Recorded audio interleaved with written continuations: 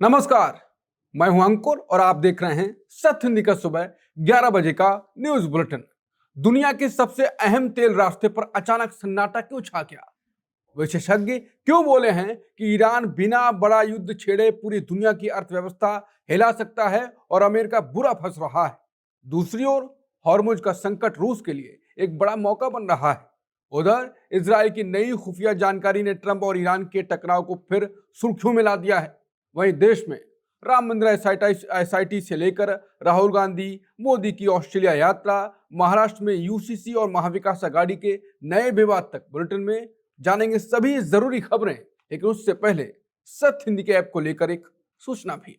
अब आपको हमारी खबरें देखने के लिए कहीं और जाने की जरूरत नहीं है। आप आज ही सत्य हिंदी ऐप को अपने फोन में डाउनलोड कर लें। इस ऐप पर आप हमारा हर बुलेटिन बहुत आसानी से देख सकते हैं और YouTube के हमारे सारे खास शो भी आपको यहीं मिल जाएंगे। इसके साथ ही हमारी वेबसाइट की सारी खबरें भी इस ऐप पर मौजूद हैं। यानी अब सब कुछ बस आपके एक क्लिक पर उपलब्ध है। तो अभी ऐप स्टोर पर जाएं या डिस्क्रिप्शन में दिए गए लिंक पर क्लिक करें और सत्य हिंदी ऐप पर को डाउनलोड कर लें। अब जानते हैं बुलेटिन की 5 बड़ी खबरें। हॉर्मुज संकट से वैश्विक व्यापार प्रभावित, रूस को फायदा और अमेरिका नई मुश्किल में फंसा। क्या ट्रंप को फिर ईरान पर हमला कराने के लिए इजराइल ने नया दांव चला? ऑस्ट्रेलिया में विपक्षी नेता से मिले मोदी, राहुल गांधी के पुराने आरोप फिर चर्चा में। राम मंदिर एसआईटी प्रमुख पर पुराना धोखाधड़ी केस, निष्पक्ष जांच पर उठे गंभीर सवाल। शिंदे के दफ्तर में शरद पवार की बैठक, उद्धव गुट ने जताई कड़ी आपत्ति। अब शुरुआत करते हैं बढ़ते हॉर्मुज संकट और अमेरिका की परेशानियों से। अमेरिका ईरान तनाव से हॉर्मुज जलडमरू मध्य में जहाजों की आवाजाही पूरी तरह घट गई है। अमेरिका और ईरान के बीच तनाव लगातार बढ़ रहा है। इसका असर दुनिया के सबसे अहम समुद्री रास्ते पर दिख रहा है। हॉर्मुज जलडमरू मध्य से जहाजों की आवाजाही काफी कम हो गई है। रिपोर्ट के मुताबिक मंगलवार से बड़े जहाज लगभग नहीं गुजरे। खासकर अमेरिकी निगरानी वाले समुद्री रास्ते पर सन्नाटा है। कई जहाज अपनी लोकेशन भी साझा नहीं कर रहे हैं। समुद्री data company Lloyd's List Intelligence ने यह जानकारी दी। कंपनी के मुताबिक 10,000 टन से बड़े जहाजों की आवाजाही लगभग रुक गई है। हालांकि माना जा रहा है कि कुछ जहाज बिना पहचान बताए गुजरे हैं, लेकिन उनकी आधिकारिक पुष्टि नहीं हुई है। हॉर्मुज दुनिया के सबसे अहम तेल मार्गों में गिना जाता है। ऐसे में यहां रुकावट बढ़ने से वैश्विक ऊर्जा बाजार की चिंता भी बढ़ गई है। अमेरिका ईरान युद्ध से रूस की तेल कमाई बढ़ी है और बजट फायदे में पहुंचा है। इस साल पहली बार रूस का मासिक बजट फायदे में रहा। रिपोर्ट के मुताबिक रूस को 279 यानी 279 अरब रूबल का बजट सरप्लस मिला। तेल और गैस से होने वाली आय पिछले साल से 38% बढ़ी है, लेकिन यह राहत ज्यादा लंबी नहीं दिख रही है। ईरान और अमेरिका के बीच समझौते के बाद तेल की कीमतें गिरने लगी। इससे रूस की कमाई पर फिर दबाव पड़ सकता है। इधर रूस का खर्च लगातार बढ़ रहा है। यूक्रेन युद्ध के चलते सरकार भारी रकम खर्च कर रही है। इस साल के पहले 6 महीनों में रूस करीब 320 अरब डॉलर खर्च कर चुका है। अमेरिका ईरान के बीच बढ़ते तनाव पर विशेषज्ञ बोले हैं कि ईरान की छोटी कार्रवाई भी दुनिया का व्यापार रोक सकती है। अमेरिका के पूर्व मरीन अधिकारी डैन ग्रेजियर ने कहा है कि हॉर्मुज जलडमरू मध्य सबसे संवेदनशील समुद्री रास्ता है। उनके मुताबिक ईरान को बड़ा हमला करने की जरूरत नहीं। अगर ईरान कुछ समुद्री बारूदी सुरंगें भी बिछा दे तो पूरे इलाके में जहाजों की आवाजाही रुक सकती है। उन्होंने कहा कि इन सुरंगों को हटाना बेहद मुश्किल होता है। इसी वजह से वैश्विक व्यापार पर बड़ा असर पड़ सकता है। खासकर तेल और गैस की सप्लाई प्रभावित हो सकती है। ग्रेजियर का कहना है कि यही ईरान की सबसे बड़ी ताकत है। कम संसाधनों से भी वो बड़ी परेशानी खड़ा कर सकता है। इसे असिमेट्रिक वॉरफेयर कहा जाता है। उन्होंने कहा कि अमेरिका अब मुश्किल स्थिति में फंस चुका है। ऐसे हालात से निकलना आसान नहीं होगा, इसलिए वॉशिंगटन को जल्द तनाव खत्म करने की कोशिश करनी चाहिए।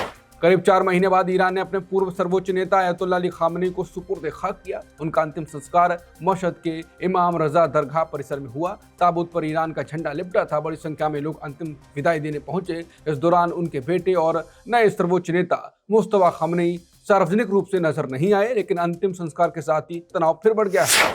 अमेरिका और ईरान के बीच तनाव फिर बढ़ता दिखाई दे रहा है। मीडिया रिपोर्ट के मुताबिक इजराइल ने अमेरिका को नई खुफिया जानकारी दी। इसमें दावा किया गया कि ईरान फिर ट्रंप को निशाना बनाने की योजना बना रहा है। बताया जा रहा है कि ये चेतावनी हाल ही में दी गई। हालांकि अमेरिका ने अभी इस जानकारी की पुष्टि नहीं की है। अमेरिकी एजेंसियां पहले इस खास साजिश पर नजर नहीं रख रही थी। कुछ अमेरिकी अधिकारियों को इस जानकारी पर शक भी है। उनका मानना है कि इजराइल अमेरिका पर दबाव बनाना चाहता हो सकता है ताकि ईरान के खिलाफ सख्त कार्रवाई जारी रहे। हाल ही में ट्रंप ने भी खतरे की बात कही थी। उन्होंने दावा किया था कि उनका नाम ईरान की निशाने वाली सूची में है। हालांकि उन्होंने कोई सबूत पेश नहीं किया। इस बीच ट्रंप और इजराइल के पीएम नेतन्याहू की फिर बातचीत हुई। दोनों देशों ने आपसी तालमेल बनाए रखने पर सहमति जताई। 20 साल बाद फिलिस्तीन में फिर से चुनाव कराने का ऐलान हुआ है। राष्ट्रपति महमूद अब्बास ने चुनाव कराने का ऐलान किया। वोटिंग 28 नवंबर को होगी। ये चुनाव वेस्ट बैंक, पूर्वी यरूशलेम और गजा में कराने की योजना है। अगर चुनाव हुए तो ये 20 साल बाद पहली बार होगा। फिलिस्तीन में आखिरी चुनाव 2006 में हुए थे। तब हमास ने बड़ी जीत दर्ज की थी। इसके बाद हमास और फतह के बीच राजनीतिक टकराव बढ़ गया। साल 2007 में हमास ने गजा पर नियंत्रण कर लिया। इसके बाद से फिलिस्तीनी राजनीति दो हिस्सों में बंट रही। रिपोर्टों के मुताबिक अब चुनाव कराने का फैसला अंतर्राष्ट्रीय दबाव के बीच लिया गया है। बुलेटिन में खबरें अभी और भी हैं, आगे देखिए। 35 साल पुराने नेता का इस्तीफा, राहुल गांधी पर बड़ा दावा। ऑस्ट्रेलिया में मोदी विपक्षी नेता से मिले, भारत में छिड़ी बहस। राम मंदिर एसआईटी प्रमुख पर धोखाधड़ी केस से विवाद गहराया और शिंदे के दफ्तर में बैठक, महाविकास अघाड़ी में बड़ा विवाद।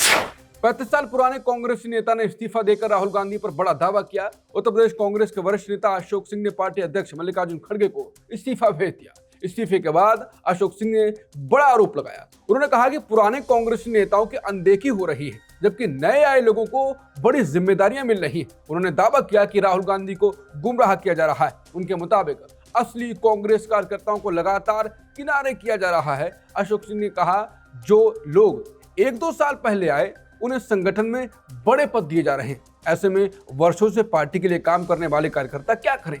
दरअसल कुछ दिन पहले उन्हें कारण बताओ नोटिस मिला था।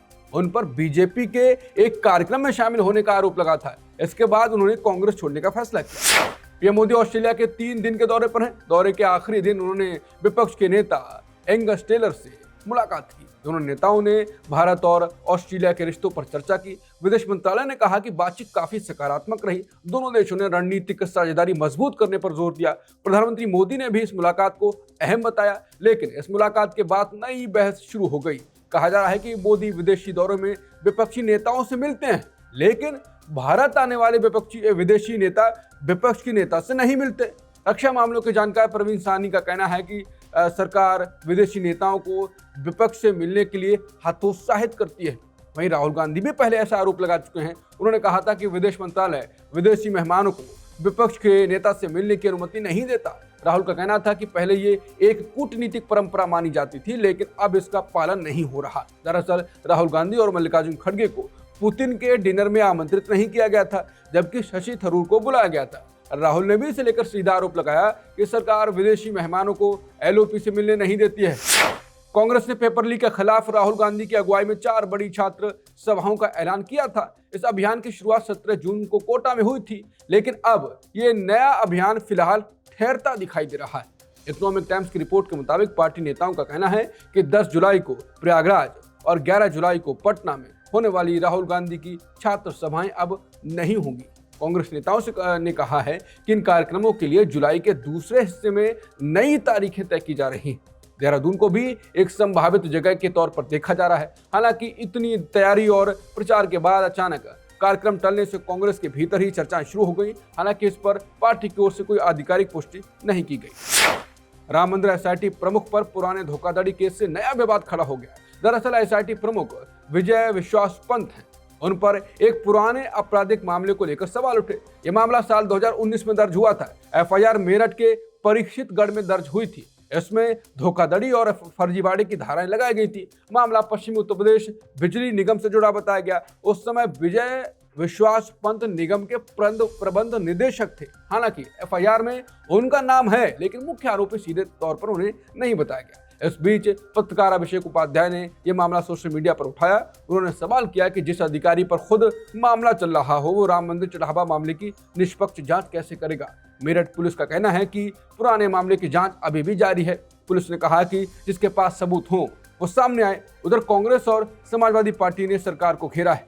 दोनों दलों ने एसआईटी की निष्पक्षता पर सवाल उठाए। सरकार या विजय विश्वास पंत की ओर से फिलहाल कोई सार्वजनिक प्रतिक्रिया नहीं आई। टीएमसी छोड़ने वाले 3 पूर्व सांसदों को बीजेपी ने राज्यसभा भेजने का फैसला किया। तृणमूल कांग्रेस के 3 पूर्व सांसद बीजेपी में शामिल हुए। इनमें सुष्मिता देव, सुखेंदु शेखर रॉय और प्रकाश चिकबराइक शामिल हैं। कोलकाता में बीजेपी ने तीनों का स्वागत किया, उन्हें पार्टी का झंडा देकर मेंबर बनाया। इसके कुछ घंटों बाद बीजेपी ने बड़ा ऐलान कर दिया। पार्टी ने तीनों को राज्यसभा का उम्मीदवार बना दिया। ये तीनों पहले ममता बनर्जी की पार्टी से राज्यसभा पहुंचे थे, लेकिन विधानसभा चुनाव हारने के बाद उन्होंने इस्तीफा दे दिया था। अब उन्होंने बीजेपी का दामन थाम लिया।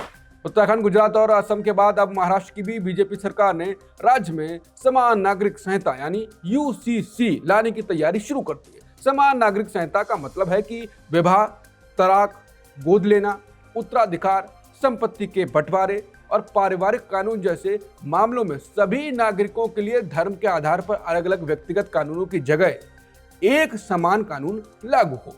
मुख्यमंत्री देवेंद्र फडणवीस ने घोषणा की कि सरकार ने सुप्रीम कोर्ट की पूर्व न्यायाधीश जस्टिस रंजना प्रकाश देसाई की अध्यक्षता में 7 सदस्यीय विशेषज्ञ समिति का गठन किया है। ये समिति राज्य के लिए यूसीसी का मसौदा तैयार करेगी और 6 महीने के भीतर अपनी रिपोर्ट सरकार को सौंपेगी। फडणवीस ने जिन जस्टिस रंजना प्रकाश देसाई का नाम यूसीसी कमेटी का नेतृत्व करने के लिए घोषित किया है, उनका नाम कुछ हफ्ते पहले पश्चिम बंगाल के मुख्यमंत्री शुभेंदु अधिकारी ने भी राज्य में यूसीसी लाने के लिए घोषित किया था। रंजना देसाई ने ही देश में सबसे पहली बार उत्तराखंड में लाए गए यूसीसी के लिए बनी कमेटी का नेतृत्व किया था। 2014 में सुप्रीम कोर्ट से रिटायर होने के बाद जस्टिस रंजना देसाई कई अहम संवैधानिक संस्थाओं और आयोगों का नेतृत्व कर चुके हैं। उन्होंने जम्मू कश्मीर परिसीमन आयोग की अध्यक्षता की थी। वो लोकपाल सर्च कमेटी की प्रमुख रहीं। वो फिलहाल प्रेस काउंसिल ऑफ इंडिया के अध्यक्ष हैं। 8वें केंद्रीय वेतन आयोग की अध्यक्ष भी हैं। जस्टिस देसाई 26/11 मुंबई आतंकी हमले के दोषी अजमल कसाब की फांसी की सजा बरकरार रखने वाली सुप्रीम कोर्ट की पीठ का हिस्सा रही थी। शरद पवार की बैठक से महाविकास अघाड़ी में नया विवाद खड़ा हो गया। शरद पवार ने विधानसभा में एक सर्वदलीय बैठक में हिस्सा लिया। बैठक खत्म होने के बाद उन्होंने उप मुख्यमंत्री एकनाथ शिंदे से मुलाकात की। इसके बाद शरद पवार ने अपने विधायकों की बैठक की और ये बैठक शिंदे के दफ्तर में हुई। बस यही बात शिवसेना उद्धव गुट को पसंद नहीं आई। संजय राउत ने इस पर खुलकर नाराजगी जताई। उन्होंने कहा कि शिंदे ने हमारी सरकार गिराई थी। ऐसे नेता के दफ्तर में बैठक ठीक नहीं है, इससे बड़े नेताओं की साख पर असर पड़ता है। राउत ने कहा कि पार्टी का अपना दफ्तर पास में था, दूसरी जगह भी बैठक हो सकती थी, फिर शिंदे का दफ्तर ही क्यों चुना गया। कहीं वहीं एनसीपी शरद गुट ने सफाई दी। पार्टी ने कहा कि शरद पवार की उम्र और सेहत को देखते हुए फैसला लिया गया, उन्हें ज्यादा चलना ना पड़े, इसलिए वहीं बैठक हुई। सुबह 11 बजे के बुलेटिन में इतना ही। बाकी खबरों के लिए बने रहिए सत्य हिंदी के साथ। दोपहर 2 बजे मिलते हैं नई खबरों के साथ। नमस्कार।